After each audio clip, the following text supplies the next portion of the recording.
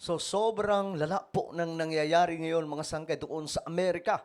Ito po ay isang malaking balita ngayon sa buong mundo. Dahil ang kanilang kagubatan mga sangkay, sobrang lawak ng sunog na nagpang-abot po mga sangkay sa napakaraming mga tao, kabahayan, na dahilan kung bakit nagkaroon ito mga sangkay ngayon ng chaos doon po sa bansang Amerika. Naku, tingnan po natin dahil nga po, kalat na kalat po ngayon ang balita mga sangkay at marami nga po ang nakikita natin sa social media ngayon.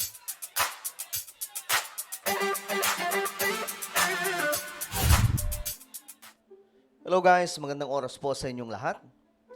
Kamusta po kayo? At ito, mga sangkay, world news po tayo. Nakakalungkot, bad news. Talagang iba na po ang panahon natin ngayon, mga sangkay. Napapansin po naman siguro natin ngayon kung ano po ang kaibahan ng panahon natin ngayon sa panahon noon. Talagang malala na po itong nangyayari ngayon sa ating mundo. At kung ikaw ay nagbabasa ng banal na aklat o Biblia, mas lalo po nating napapatunayan, mga sangkay, that the Bible, ang Biblia ay nagsasabi po ng totoo tungkol sa mga hula sa mga huling araw. Anyway, bago natin pag-usapan itong nangyayari ngayon doon sa Amerika, pakisubscribe po muna yung ating YouTube channel. Ito po ay good news dahil 1.4 million subscribers na po tayo.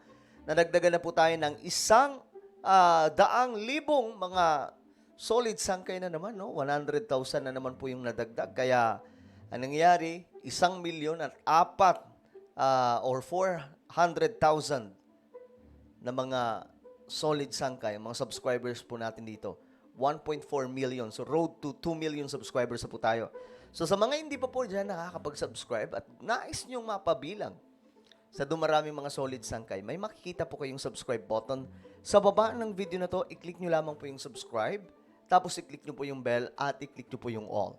Sa mga nanonood naman po sa Facebook, i-follow nyo po yung ating Facebook page at shoutout pala sa lahat ng mga solid sangkay na nanonood sa atin ngayon. Mag-comment po kayo sa ibaba ng hashtag solid sangkay kasama po ang inyong mga lugar para syempre magkakilala po tayo. Okay, eto na nga mga sangkay ang balita. Alam nyo, breaking news ito eh. Ito, fire emergency above. So, until now, nangyayari po ito doon sa Amerika, mga sangkay, no? Hindi pa po ito tapos. Talagang, ewan ko kung napapansin nyo to ngayon, marami pong nasusunog na mga kagubatan ngayon. Alam nyo, parang pinagpapraktisan na po yung ating mundo sa isang sunog, mga sangkay, no? Kung pag-aaralan po natin ang Biblia, ang kahihinatnan po talaga ng ating mundo, mga sangkay, ay pagkatupok sa pamamagitan po ng apoy o impyerno. No? At ngayon, mga sangkay, ayan po, nakikita po natin, mala impyerno po ito nga, larawang ito, mga sangkay. Ayon po dito, image taken from plane flying. Ito po, dumaan po ang isang eroplano at pinakita po dito ang tinatawag na fire disaster. Ayan o, mga sangkay. Ibang klase po itong nangyayari ngayon sa panahon natin, no? Palala ng palala. Totoo po talaga yung sinasabi, mga sangkay, ng mga preacher na ang Biblia ay never po nagsalita o nagsabi na habang tumatagal ang panahon ay magiging maayos ang kalagayan ng ating mundo. Subalit, kung pag-aaralan po natin ang Biblia, mga sangkay, habang tumatagal ang panahon, mas magiging magulo at masalimuot ang buhay ng tao sa mundong ibabaw. Kasi nga po, hindi naman talaga tayo taga rito eh. Tagalangit po tayo, mga sangkay. Literal po na tagalangit. No? Hindi po yan basta, ano ba tawag yun? Fairy tale na kwento. Ito po ay realidad kasi nakasulat po yan sa Biblia. So, ayan po, ang dami pong nag-share nito, mga sangkay. Prayers for all the residents and the firefighters. I feel sorry for all of these people. Wonder if these were started like the ones in Hawaii asking for a friend. Also, how quickly the news will be shut down on this also. So, if you remember, I think last year po ata yun, mga sangkay, di ba?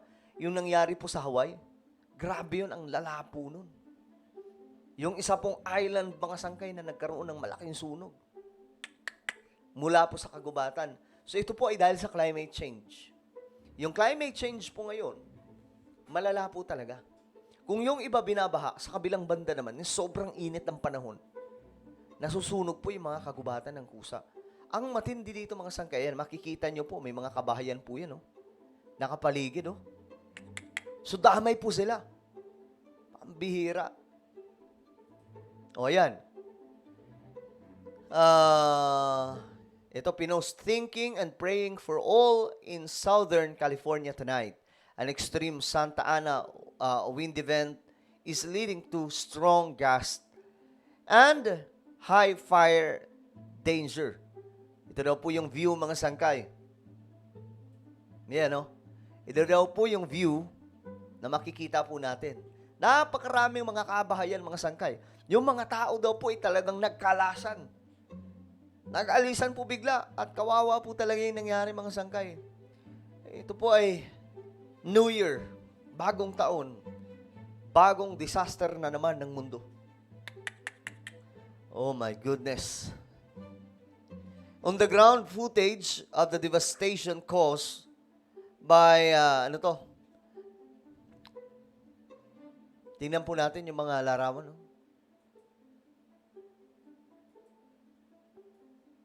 Grabe, ang dami palang bahay, oh. My goodness. Ang nagpapalala pa daw po na ito mga sangkay, yung hangin. Ayan, oh, binibit-bit po ng hangin itong malakas na sunog.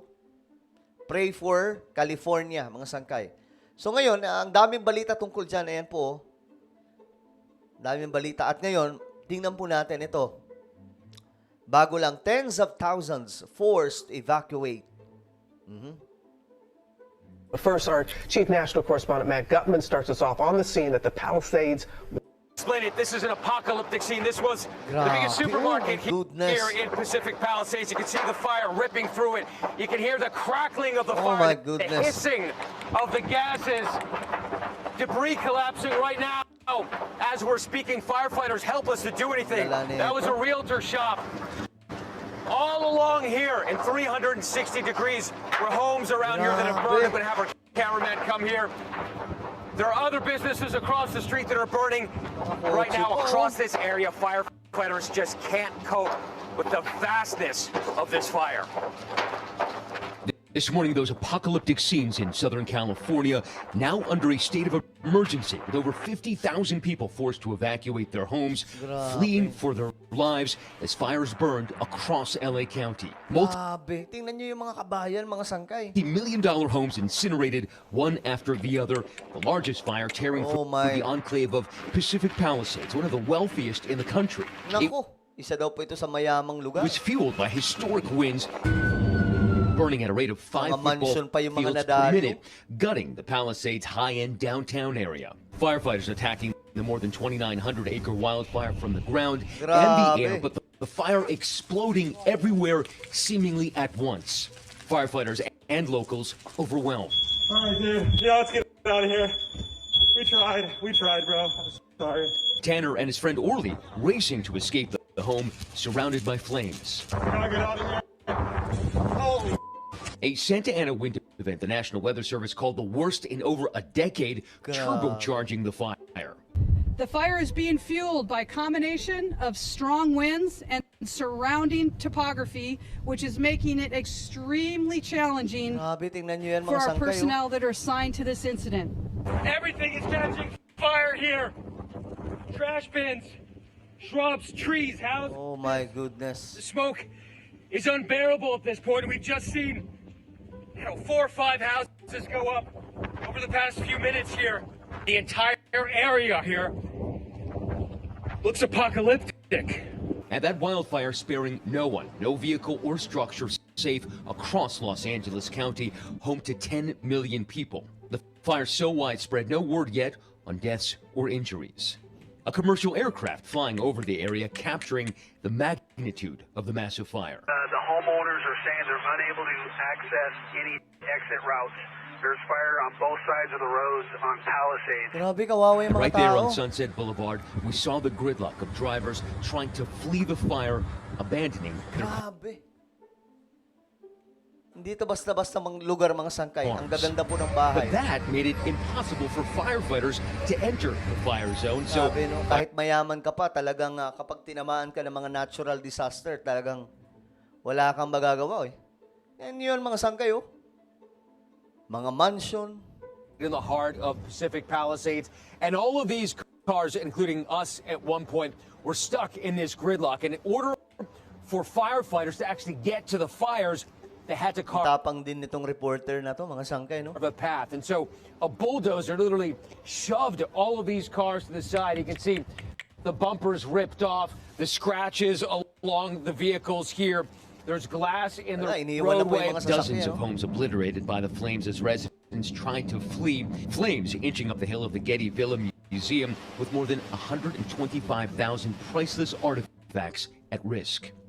On Malibu Beach, lifeguard stations ablaze, the ocean right there, but not close enough to save homes and businesses along the Pacific Coast Highway.